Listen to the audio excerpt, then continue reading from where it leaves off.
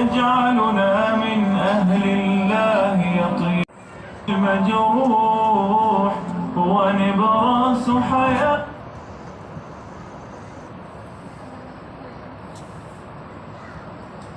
جی آپ تمام لوگ کور کر لیں، اپنا نکاح کر لیں تاکہ وہ تصویر لینی ہے کوئی مسئلہ نہ ہو آپ کو. اچھا اس کے ساتھ مجھے یہ بتائیے کیسا لگا؟ کیا واقعی جس چیز کا ہمیں پتہ چلا ہے کہ حیا ان پہلوؤں کو احاطہ کیے ہوئے ہے، ہمیں پہلے اندازہ تھا کہ یہ چیزیں حیا میں شامل ہیں؟ کیا واقعی ہم صرف اتنا ہی سمجھ لیتے ہیں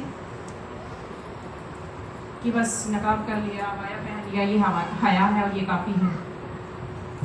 تو مجھے امید ہے، بلکہ مجھے یقین ہے، کسی جگہ پہ الفاظ تھوڑے سخت بھی ہو گئے تھے لیکن وہ ضروری تھے ہماری سمجھ کو کھولنے کے لیے، ہماری سوچ کے دریچوں کو واہ کرنے کے لیے وہ ضروری تھے. کیونکہ ہم اپنے بچوں کو حیا سکھاتے نہیں، حیا بچاتے ہیں. کیونکہ حیا تو اللہ تعالیٰ نے بچپن ہی سے ہر ایک کے اندر رکھ دی ہے، پیدائشی طور پہ اللہ تعالیٰ نے حیا دے کے پیدا کیا ہے. ہاں بے حیائی البتہ باقاعدہ طور پہ سکھائی جا رہی ہے، تو اس چیز کے لیے ہمیں وعد ہونے کی ضرورت ہے. جی ابھی ہم اپنے کام کی طرف جا رہے ہیں. شیخ عبدالرحمن بن ناصر السعدی رحمہ اللہ لکھتے ہیں دنیاوی رزق تو مومن اور کافر سب کو عطا ہوتا ہے، رہا علم اور ایمان، محبت الہی، اللہ کا ڈر اور اس پر امید، تو یہ دلوں کا رزق ہے جو اللہ تعالیٰ صرف اسے عطا کرتا ہے جس سے محبت کرتا ہے. ہمارے مہمانوں میں سے لالا موسیٰ سے آپ جانتے ہیں کہ ہمارے ساتھ لالا موسیٰ کے اسٹوڈنٹس بھی اور اسٹاف بھی بیٹھا ہوا ہے، وہ ہمارے ٹائم میں سے تھوڑا سا لینا چاہ رہے ہیں، تو ہم ان کو دعوت دیتے ہیں کہ وہ آئیں اور جو کچھ ان کہنا چاہتے ہیں پلیز میں تشریف لیں.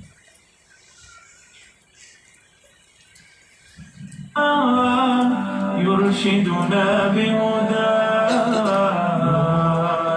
القلب ففاض بحب كتاب الله أشرق دربي بالقرآن فشكرا يا. السلام علیکم ورحمۃ اللہ وبرکاتہ. وعلیکم السلام ورحمۃ اللہ وبرکاتہ. مارچ عورت کا مہینہ، عورت کا دن دیا گیا ہے. عورت کیا ہے، اس کا کردار کیا ہونا چاہیے، حیا کے ٹاپک میں آپ نے بہت کچھ سنا اور سیکھا. میں آج آپ کو ایک عورت کی زندگی کی کہانی سنانا چاہوں گی. اپنی زندگی میں نے 2 عورتیں دیکھی، ایک اپنی استاذہ کو جو الہدا کی بنیاد بنی. عورت کیا کر سکتی ہے، یہاں بے شمار عورتیں ہوتی ہیں. سیکھنے کو بہت کچھ ہے ان کے کرداروں میں. ہماری استاذہ ڈاکٹر فرحت ہاشمی، اللہ رب العزت ان کو صحت، ایمان اور تقوی والی زندگی عطا کرے. اللہ ان سے دین کا کام لے. ہر پل اور ہر سانس ان کے لیے دعا نکلتی ہے، جنہوں نے ہمیں پڑھایا، سکھایا، لکھایا اور اس مقام تک پہنچانے میں مدد کی. وہ ایک پڑھی لکھی عورت تھی. لیکن اب میں ایک ان پڑھ عورت کی کہانی سناؤں گی. ایک ایسی عورت کہ اس عمارت کی اور اس ادارے کی تکمیل و ترقی کی بنیادوں میں جن کی محنت اور کاوش خون پسینہ پانی کی طرح ہے، جو بالکل ان پڑھ تھی، پڑھی لکھی کچھ بھی نہیں تھی، لیکن علم کا شوق اور لگن بے انتہا تھی. یہ وہ عورت تھی، وہ ماں تھی کہ جب بچپن میں ان کی والدہ نے ان کو اسکول میں داخل کروایا تو بڑے شوق سے اپنے لیے بستہ، تختی، قاعدہ اور ایک قلم کپڑے کے سلے ہوئے تھیلے میں بڑی شوق اور محبت سے رکھ کر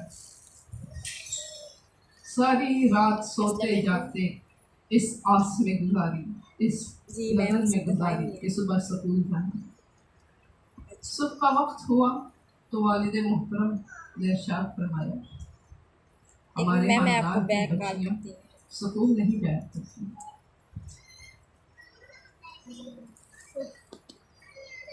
ہمارے یہاں لڑکیوں کو تعلیم نہیں دی جاتی.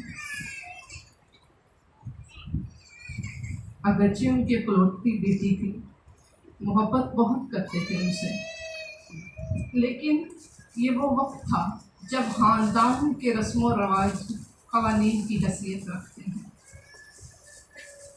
والدین کی فرما بردار تھیں، اپنے شوق، خواہش، لگن سب کچھ دل میں دفن کیا اور باپ کی حکم پہ سر جھکا دیا. وعلیکم السلام. اپی میں مصباح کی پھر کال بیکار بار نہیں آ رہی ہے اور وہ بیٹھی. کہہ رہی ہیں کہ مجھے نہ سچ قرآن میری پڑھنے بات کی ہوا میں اب اجازت کیا کی، ہوں تو سیکھا، پڑھا، جہاں تک میں کہا ممکن اچھا ہو میں سکا. آپ کو کال بیک کرتی ہوں. گھر کا ہر کام، ہر ہنر سیکھا. اپی میں مصباح کی مجھے بار بار وہ کال کوئی آ بھی رہی ہے، میں ہنر، نے 2 دفعہ کوئی ریسیو بھی نہیں کیا، چیز اب ہے، دوبارہ ان کی کال آئی ہے. چاہے وہ وہ کہتی ہے سلائی میں ہے، مصدق سے میری بات کرو، کڑھائی میں ہے، اب ان کو کیا بولوں، کروشیا میں نے کہا میں چلانا، آپ کو بیک نالے کال کرتی بنانا، ہوں. پراندے بنانا، سوٹ بٹنا، آپ کاٹنا، مودی چارپائیاں بنانا. کوئی آپ میم کام تنویر برس کے نمبر سے دنیا خود کو ان کو چھوڑا کال کر نہیں لیں. جو سیکھا نہیں. کہیں جانے کی اجازت نہیں تھی. یہ سب کچھ ہاں اپنے ٹھیک ہے. آس پاس تو ارد گرد آپ اپنے گھر میم والوں تنویر سے کے نمبر سے سیکھتی خود رہی، کال کریں اپنے ان کو. ارد گرد کے بزرگوں سے سیکھتی رہی. اور جہاں تک ہو سکا وہ ہنر سیکھا. ذہانت اللہ رب العزت نے بے انتہا دی تھی، تو الحمدللہ بہت کچھ سیکھتی چلی گئی. پھر شادی ہو گئی.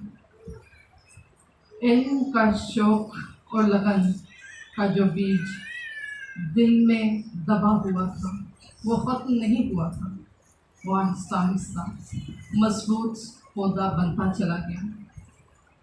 شادی کے بعد سسرال میں بڑے جیٹھ کی سب سے پہلی بیٹی کو اسکول میں داخل کروانے کا مرحلہ آیا.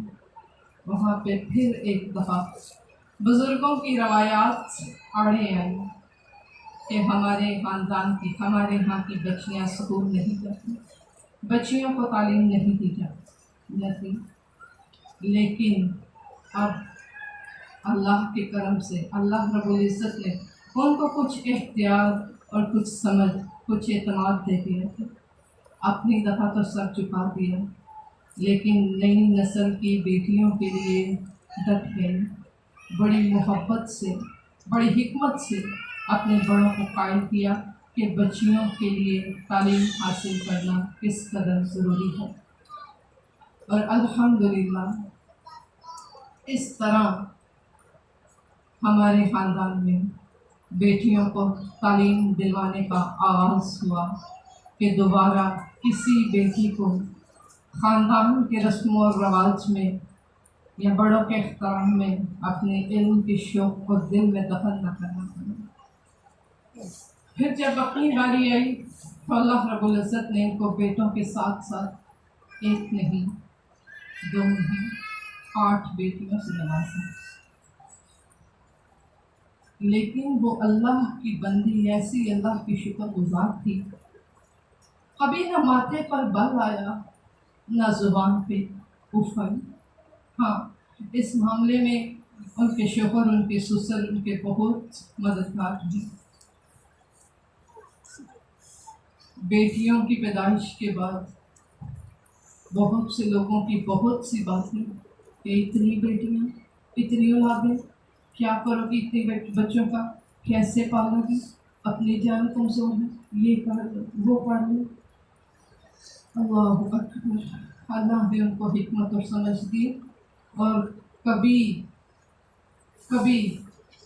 کسی کی بات پہ کان نہ دھرا، ہمیشہ اللہ کی رضا میں راضی رہا. یہ ضرور تھا کہ مرد حضرات بیٹیوں کو رحمت سمجھتے تھے، زحمت نہیں سمجھتے تھے. پھر ان بچیوں کی تعلیم تربیت میں تو باپ اور دادا نے بڑا اہم کردار ادا کیا، لیکن ان کی تعلیم کا صحرا سراسر ان کی ماں کو جاتا ہے، جس نے اپنی اولاد کو دین اور دنیا ہر قسم کی تعلیم دی، ہنر بھی سکھائے، ہر چیز ان کو سکھائی. پھر خاندان کی باتیں کہ بیٹیوں کو اتنا پڑھا رہی ہو تو اتنے پڑھے لکھے رشتے کہاں سے لاؤ گے؟ کیا کرو گی ان کو؟ کہاں رہوگی؟ اللہ اکبر. کسی کی کوئی بات، کوئی دانا، کوئی چیز اس اللہ کی بندی کو اپنے مقصد سے نہ ہٹا سکی. ان کے پائے استقامت میں لغزش تک نہ آئی، اور ان کو بچیوں کو گھر میں پکڑ کے بٹھا کے پہلے اردو قاعدہ، پھر قرآن کا سپارہ جہاں تک خود آتا تھا وہ پڑھاتی رہتی تھی. کچھ خود سیکھتی، کچھ خود پڑھتی. بچوں کو اسکول میں داخل کروایا، بچیوں کو بھی بچوں ہو گئی. اس ماں کی کوشش اور محنت مجھے آج بھی بڑی اچھی طرح یاد ہے کہ جب میں نے میٹرک کر لیا تھا تو والد صاحب نے کہا تھا کہ بس ٹھیک ہے، کافی ہے، خود پڑھنے لکھنے کے قابل ہو گئے، اتنا کافی ہے. میری ماں نے کہا اس کو میری ذمہ داری، میں ذمہ داری لیتی ہوں، اس کو کالج جانے کی، اس کو پڑھنے کی.